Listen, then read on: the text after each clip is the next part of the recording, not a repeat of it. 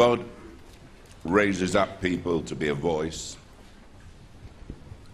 And one of the things that's so prevalent in this day and age, people are speaking out and basically trying to change things round and tell us that wrong is right and right is wrong, that Christians haven't got a place to stand. And so I want to spend some time this morning just waking you up. But just in case you're a stranger here, I believe in family. And I want to make it quite plain. Family is husband, wife, and children. There is no family outside of God's way. Is that plain? Yes. I want to make it plain.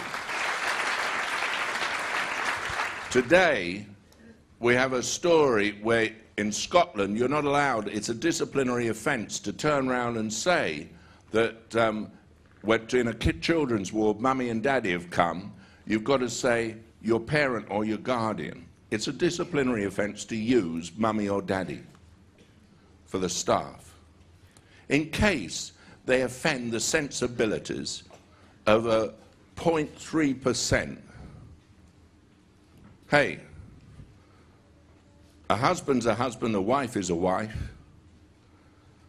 mum and dad are mum and dad, and there is a whole routine going on, and I just want to point it out to you. We had a meeting yesterday, and I was quite plain about it, but there's something I want to point out to you. Most people in this country are unaware of. In 1971, a bunch of animals who wanted to pervert the truth set themselves to change society. And they set themselves to change society, and the way they were going to change it was quite simple. They were going to destroy the idea of family unit.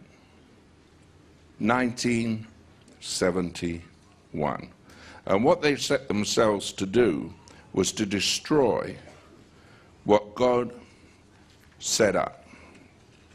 And I just want to read it out to you if I can put my eye on it. Yeah, this was a gay, and I want you to understand this.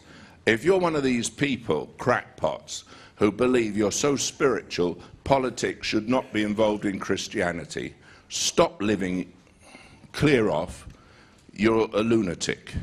Because what affects our lives, we fight for, don't we? You wouldn't have a Bible translated today if someone hadn't shed their blood.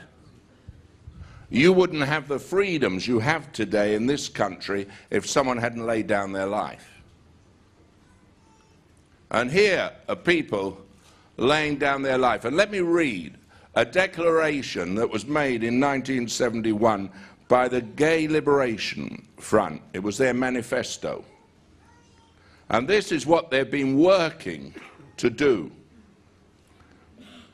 They say, the oppression of gay people starts in the most basic unit of society, the family, consisting of the man in charge, a slave as his wife, and their children on whom they force themselves as the ideal models.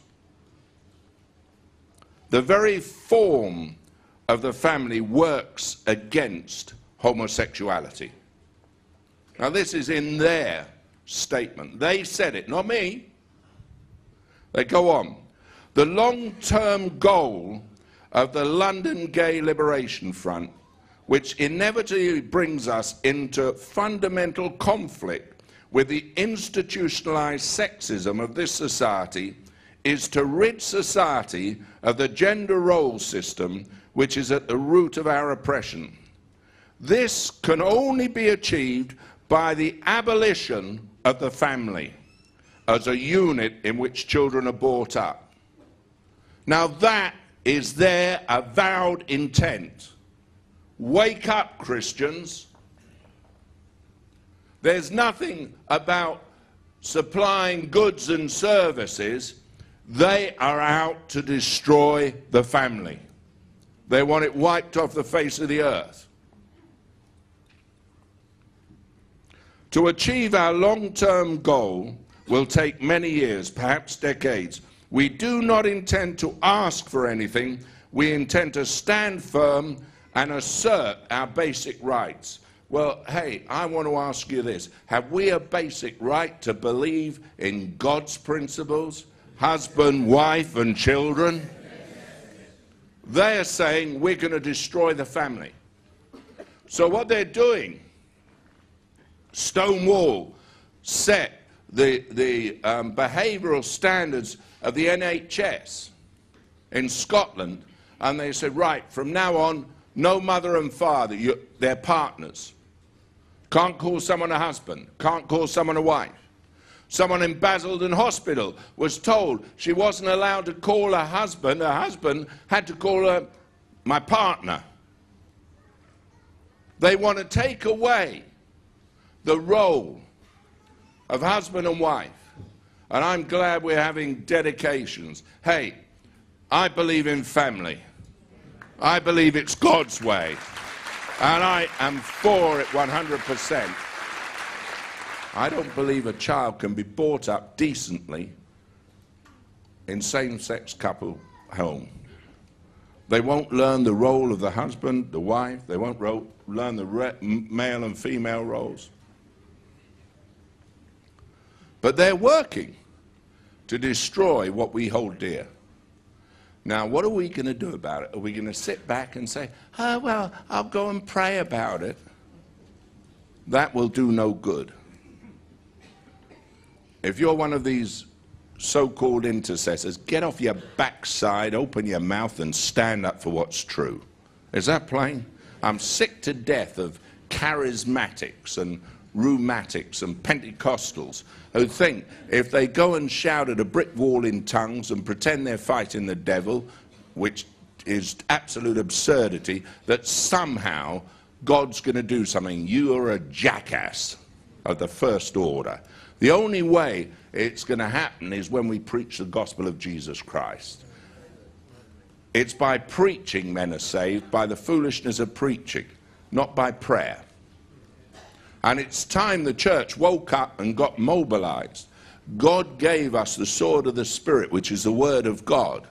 And he didn't give us prayer as a weapon. Prayer is not a weapon. Prayer is communion with the living God. You should pray always. In everything give thanks. That's what prayer is for. Relationship and communion with God. What we're called to do is to preach, to teach, to heal. We're not called to sit back now, there are a number of people who said, oh, thank God, Bishop. They've written it to me. Thank God, Bishop. You're out there. Thank God for you. You're a voice. We're praying for you. I don't need your prayers. Get off your backside and do something. Stand up like a man.